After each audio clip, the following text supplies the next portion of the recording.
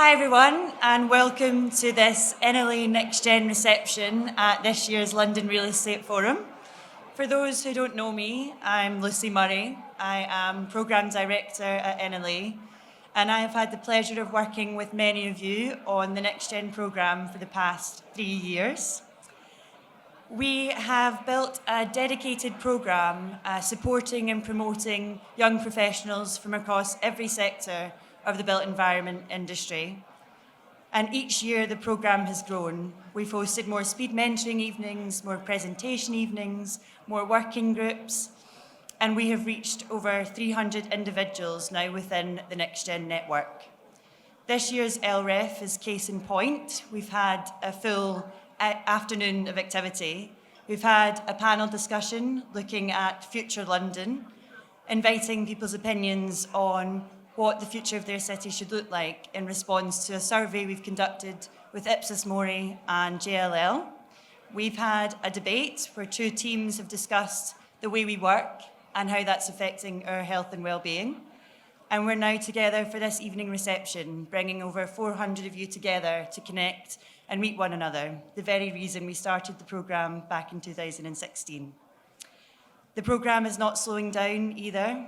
We want to be your representative of your voices, your opinions, and we want to provide the forum for you to connect with the people who can help shape your idea and help you get to where you want to be within your career. I'd like to take this opportunity to thank our long-standing champions, Garden and Theobald. Their dedicated team share our ambition with the programme, and without them, the programme wouldn't be what it is, so thank you to them. And on that note, I'd like to introduce their managing partner, Adam Glover, to say a few words. Thank you.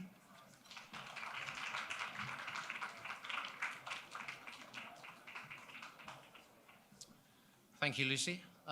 You're certainly a noisy lot. Stood up here, you can barely hear anything. So, Garden and Theobald are delighted to once again be supporting the London Real Estate Forum, and we're particularly delighted to be supporting you, the next generation. This is the 5th year of this event, and it's the 5th year that Garden and Theobald have sponsored it.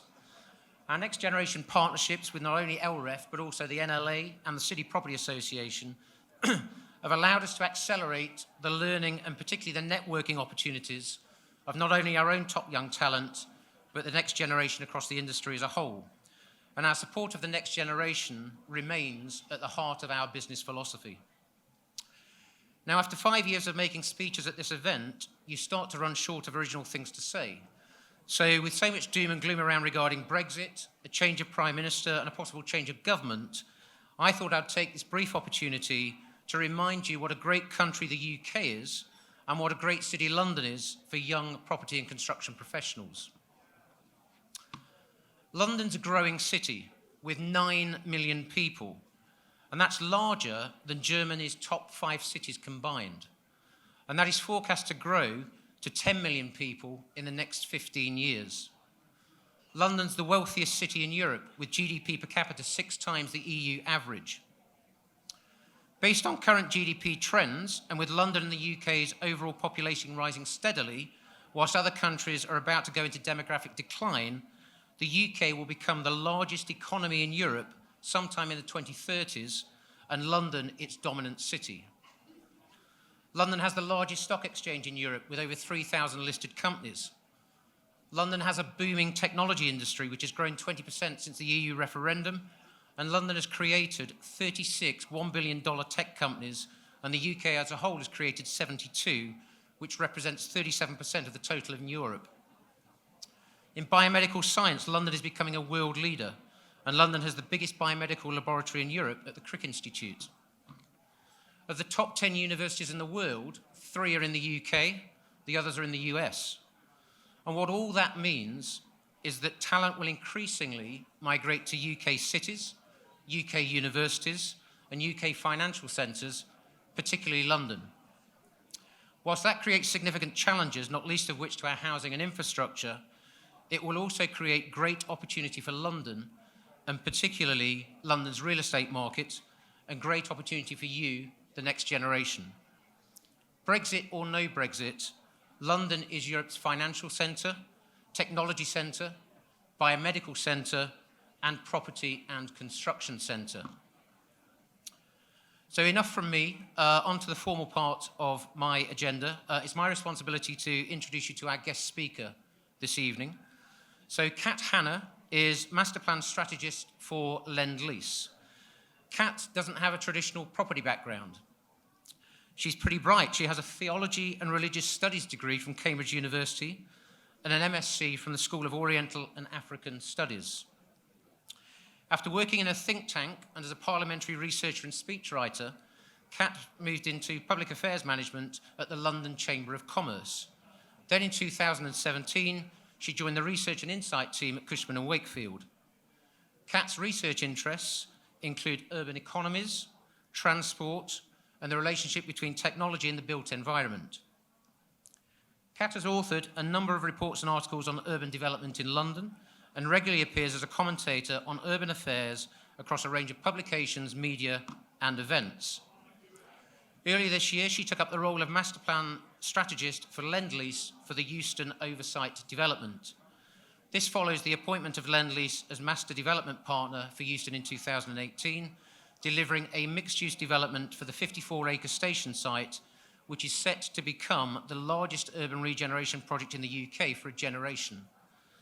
Kat's specific focus on that project is on developing the master plan vision and ensuring that both the plan and the project itself respond to trends and innovations in urban development, transport and technology. And if that's not all enough, she's also been named one of Estates Gazette's Rising Stars in 2018. So please welcome Kat Hanna.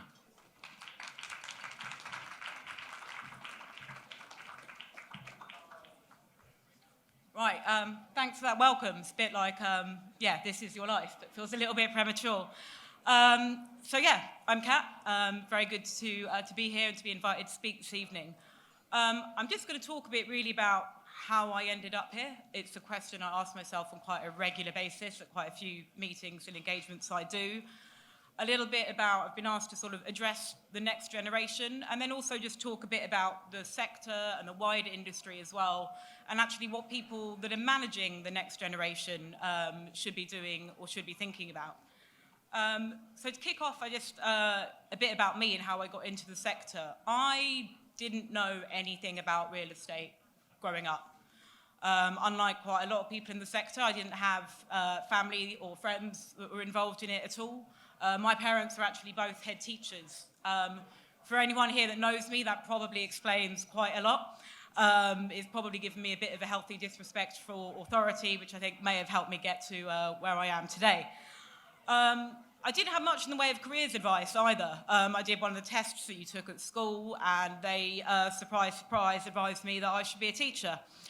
So I decided, after all that, I would go and do a degree in theology and religious studies. Can anyone guess what job most people go and do once they finish that degree? Be a teacher, exactly. I actually don't really like children that much, so that was never on the agenda for me. And then I graduated into a recession, which was fantastic. I was also at a university which, if I'm honest, I didn't really take any opportunity to really find out what was going on jobs-wise. I wasn't particularly interested in the Big Four or any of the standard sort of things that people go and do after university. So I did what most people do, and I moved to Palestine for a year and spent a year learning Arabic, which was brilliant. I met a load of great people, learned a great skill, but still came back to London not really having any idea what I wanted to do. So I did the second thing you do when you don't know what to do or what job to get, which is go and do a master's. But I think after that, it kind of led me on to, I'd say, sort of three key moments in my career so far. And the first of those was actually my first ever unpaid internship. I probably applied for about 100 unpaid internships. That's something I actually have to remind myself now, that there was a stage with 2 degrees of being fluent in 3 languages, I literally could not give my labour away for free. It was quite depressing. But I got an internship at London Citizens. I don't know if people here are aware of the organisation, but basically I was writing a report into the riots in Tottenham and why they happened. This involved me being given a clipboard, sent up to Tottenham to hang around outside the college, by the station, on the high street, and asked people about why they thought the riots happened and what could be done to prevent it happening again. It was quite daunting, to be honest. As you can probably tell, I'm from southwest London. I'm not from somewhere like Tottenham. I didn't really know the area at all, and it was definitely a challenge. And it was also a challenge to then turn all this information into a report which could hopefully be helpful. But I think what that did get me doing, apart from building my confidence, was also actually start thinking about listening to people about how they feel about where they live, and actually the pride that they may take in somewhere where they feel is home, or actually the stability that you can lack if you feel you don't have any control about the neighborhood that you live in or the type of place that you want to be. And I think that was something that, you know, the seeds were sown there quite early on. Then I remember it was the opening ceremony of the Olympic Games, you know, back in happier days when we all seemed to like each other. And it was the day of that, and I got a call. And it was from David Lammy, MP for Tottenham, offering me a job. And that was my first ever paid job. I think at the grand old age of something like 23 years old. So I'm not only come from an unconventional background, I was also a bit of a late starter. And I worked for David in Parliament. I learned a hell of a lot, some of which I probably won't discuss standing up right here, but it was definitely good fun. I think the second, you know, big break for me was actually getting a job at Centre for London. For those of you that don't know, Centre for London, it's an independent think tank. I worked there as a researcher, and that, I think, just really honed my interest and my ability, again, in the built environment, in all the different stakeholders that make a city work. Communities, charities, private sector, politicians, and everything across that. And then, obviously, went into Cushman and Wakefield, which was more of, again, a research role, but in much more corporate setting. So I went, you know, you can see very much from charity to Parliament, creeping, third sector, and then fully went into Lend-Lease. But somewhere amongst that, I basically had a realization that my whole life, I've been quite good at knowing a little bit about a lot of things. And there are a lot of times where people would say to me, you know, you really need to pick a thing you're going to be interested in. You need to specialize. I never really bothered. And it took me a while to realize that actually a skill set can be a specialism as opposed to just having one particular body of knowledge. And I think for me, I guess that's probably being able to take quite a lot of information from a lot of different sources and communicate it. And I enjoy doing that. And then I read somewhere, I can't even remember where it was, but it's quite cheesy. It said, the best urbanists are generalists. And I was like, well, that's convenient, because I'm a generalist who quite likes talking about cities. So I decided that that's what I would then call myself, instead of these very long explanations when people ask me what I did. So a little bit now about kind of addressing the next generation. And I just want to talk about a couple of things that I've learned, that looking back I maybe would have done differently, done better, or what I'd say to people a bit earlier on in their career now, is firstly, when you get into new organizations, I think don't underestimate the value of existing expertise and experience that's there. There are a few roles where I've walked in and I've been like, I'm the young one. I was brought in here to shake things up a little bit. These guys are all old men in suits. They don't know, you know, what do they know? And then you're speaking to people, because actually a lot of the stuff we're dealing with now, none of this stuff is new. There's been a hell of a lot of uncertainty in the sector for a long time. There have been people that have been through this before and they've come out the other end, and there is a huge amount that can be learned from them. So I think it's just remembering, don't dismiss those expertise. Ask people, you know, take the time, like sit down for a cup of coffee with some of those people. Don't be afraid to do that. Don't just think, oh, I'm here because I'm the next generation and I can kind of discard what came before me. And I think secondly, I'd say, you know, do what you're doing tonight. Get out and about, get to industry events. You know, it's brilliant that we've got NLA, CPA, all these organizations holding these events. But I'd also say, actually get out of the property sector sometimes. Go to tech sector events.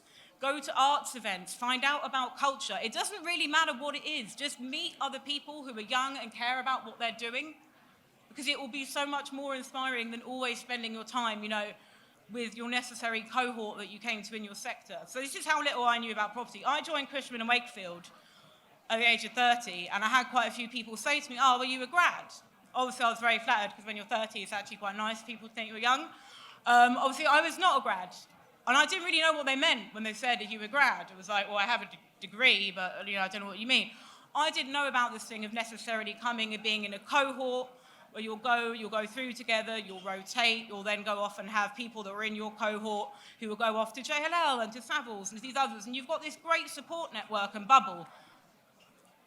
It's also a support network and a bubble, and that can actually be quite limiting sometimes, I think. So again, make the use of those contacts, but go out, make your own, get outside that sector as well. Say yes to things. Like, the reason I'm probably ended up speaking here tonight is I generally never turn down a speaking gig. Just do it, you know. It is all practice. I've done it quite a lot now. Hopefully that kind of shows. You can give me the feedback later. But I think also I'd say is, one thing I was asked to talk about tonight is the next gen and disruption. Probably quite unusually for someone whose job it is to think a lot about the future and technology and to predict a bit what might happen and how we should respond. I'm actually incredibly cynical about technology. You know, if I've done a lot of research into things like driverless cars, the future of retail, co-living, all of these things, I will generally call out about 90% of it as absolute nonsense that isn't actually going to affect our sector anytime soon. I'm willing to argue with people about that later. But I think nevertheless, you know, things are changing. You know, we do know that technology is getting adapted and adopted more and more rapidly. That change is taking place. So it's not about being complacent about change. It's not about ignoring it. But I think we also have to be careful as a sector the kind of message we send out when we talk to people about how rapid change is. And I see this a lot, particularly when we're talking about things like AI. I don't know if anyone here has been following London Tech Week and CogX that's taking place. A lot of narratives on the impact of AI and automation. The robots are going to steal jobs. It's going to happen in real estate too. And actually, you know, we spend our time building places for people. And then to turn around and actually say, but you know what, half of this is going to be automated, this is all going to change. Think about the message that you're sending out. Because actually part of what we do is create an environment for people in which they can actually control their own destiny. And they can actually take a part in the future that we're helping create, rather than us just sitting back and making predictions about what we might think will happen to them. So I think that would just be one thing I'd say to think about as well. And that we do, as the next generation, have challenges. I'm sorry, I know you tried to be optimistic. I'm going to be a tiny little bit, I like to say realistic, maybe not negative. You know, the license we have to operate as a sector is changing. I think if you look at things around climate change, extinction rebellion, political populism, none of this is going to get any easier. And I think as a sector, we have to get so much better at telling our story. And I think that's one thing, again, why I'd say it's actually really important for Next Gen to get out of our own bubble. Because we're great at doing things like this and saying, oh, we're doing quite well as a sector. Oh, you know, real estate's not doing too badly given Brexit. Do you know who's not hearing that? It's people outside the sector.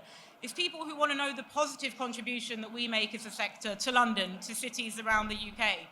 And I think we need to have that confidence to be able to do that. And it's something, you know, we are quite risk averse, I think, as a sector. You know, I don't think anyone will point to real estate and say, you know, you guys are necessarily the most dynamic, the most fast-changing group of people in the world. That's not necessarily a bad thing.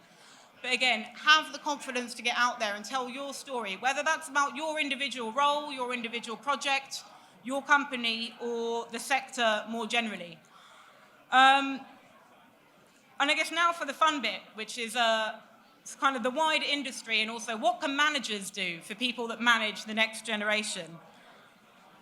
The first thing, please, for the love of God, stop using the phrase millennials.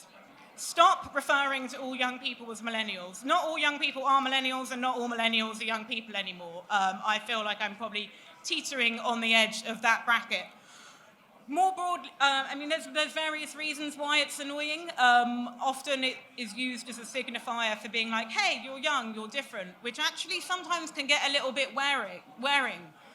Because sometimes, you know, I don't want to walk into a meeting and be introduced as, oh, this is Kat, she's a millennial. Because you keep doing that, I'll just walk in and introduce you as the baby boomer, and you'll get pissed off pretty quickly. So I think, again, just think what you're doing when you're using those labels to identify people and the skill set that they're bringing to your organisation.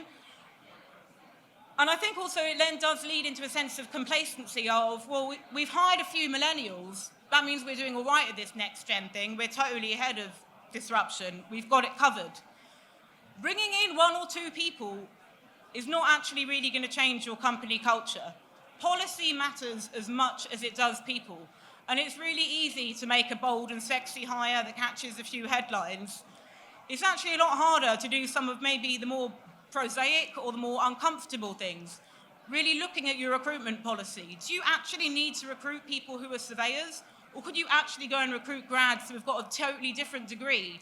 Or maybe don't even have a degree in the first place, but have the kind of skills that you need.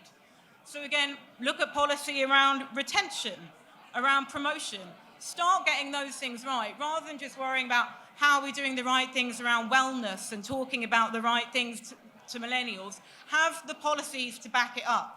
Because after a while, millennials will come in, like, we're not, they're not stupid. You're going to realise if you're not able to back it up and actually deliver on what you promise and say you're going to do as an organisation, it's going to be relatively short-lived. And similarly, you can't expect one person to change a culture in an organisation. If it's really going to be about disruption, this is something that has to happen in every single team. And again, that can be uncomfortable, because let's be honest, there are a lot of people in the sector who don't want to be disrupted, who are 5-10 years away from their final salary pension and would rather things didn't change that much. But you know what? If you really want to actually see the industry move ahead, you have to bring those people with you too. So I think that's another reason why I'm saying get out and speak to people beyond your cohort, bring people with you, including those that you might consider to sort of be the older generation. How am I doing on time, by the way? I have no idea. All right, I've literally got like 2 more things to say. I guess the final thing is just, a final message to rising stars. Be bold, do say yes to stuff, get involved. You will find yourself, like I am now, wondering why on earth you agreed to do it, because it's actually quite terrifying, but you'll generally look back and it would have been a good thing to do. Be gracious. I've had so many people help me get here. People that have taken time out to give me advice, to meet me for coffee, people that have proofread reports that I've written, people that have taken me aside to tell me when I've been a bit of an idiot. Countless amounts of people, especially women, but, not just women. And I think, again, be gracious in that. And actually then when people ask you for help, be willing to do the same. It's very easy to be tempted to sort of pull up the ladder a little bit and just forge ahead. And finally, I think it's actually remember what you came for. Remember what you came into this job to do. Some of you, like me, may have just ended up here without really knowing how. But I do at least like to kind of, every now and then, think, what is it I actually want to achieve here? It's so easy in the midst of a project to just get on that treadmill of delivery. But to remember, why is it that this company brought me here? Why did they see something in me that they thought I was different? And how can I make sure, day to day, I'm not only open to learning from them, but I'm also bringing what I know and my expertise, and I'm willing to bring that to my organisation and to the wider sector. That's it from me. I'm sorry if that was a bit long, but thank you.